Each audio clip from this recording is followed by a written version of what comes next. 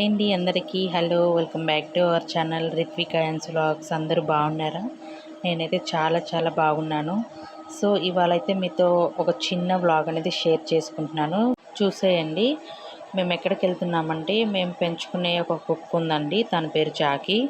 So దానివల్ల కొంచెం ఇబ్బందిగా ఉందని మా అత్తమ్మ వాళ్ళ ఇంటి దగ్గర వదిలిపెట్టడానికి వెళ్తున్నాము.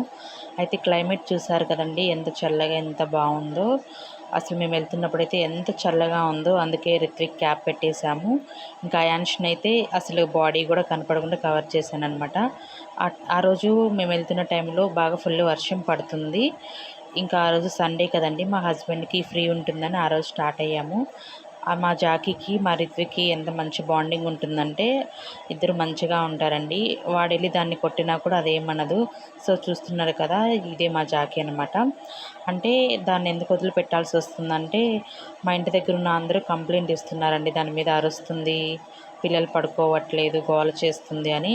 సో అందుకే ఇంకా సర్లే, నాకు ఇద్దరు చిన్నపిల్లలు ఉన్నారు కదా, ఇక్కడ ఇబ్బందిగా ఉంది అని చెప్పేసి అత్తమ్మ వాళ్ళ దగ్గర వదిలిపెడదామని వెళ్తున్నాం అన్నమాట. దాన్ని వదిలిపెట్టడం యాక్చువల్గా అసలు ఇష్టం లేదండి. ఇక్కడైతే అడ్డ రోడ్ వరకు వచ్చాము. ఇక్కడ తప్పించుకోవాలని చూసింది.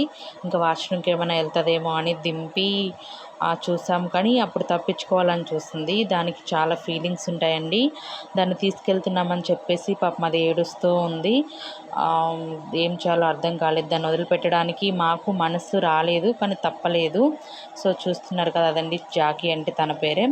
సో చిన్నప్పుడు అది వర్షంలో తడుచుకుంటూ వచ్చి మా కార్ దగ్గర ఉందంట, మా హస్బెండ్ వాళ్ళు హైదరాబాద్లో ఉన్నప్పుడు.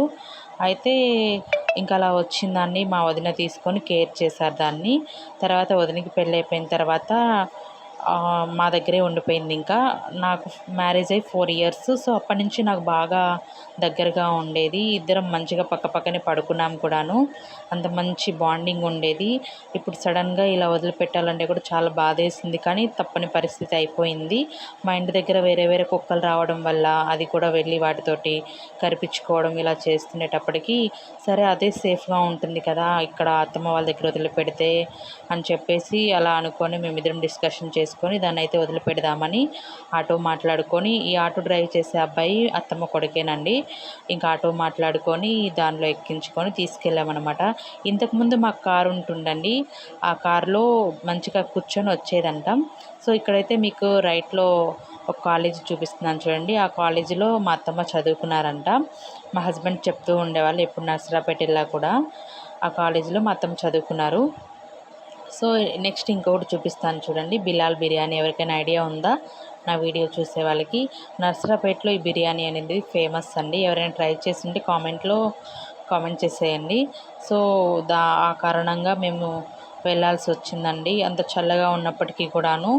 ఇంకా మా హస్బెండ్కి సండేనే ఖాళీగా ఉంటాడు, తర్వాత వర్క్లో ఉంటాడు కదా. సో అందుకనే తీసుకొని వెళ్తున్నాము.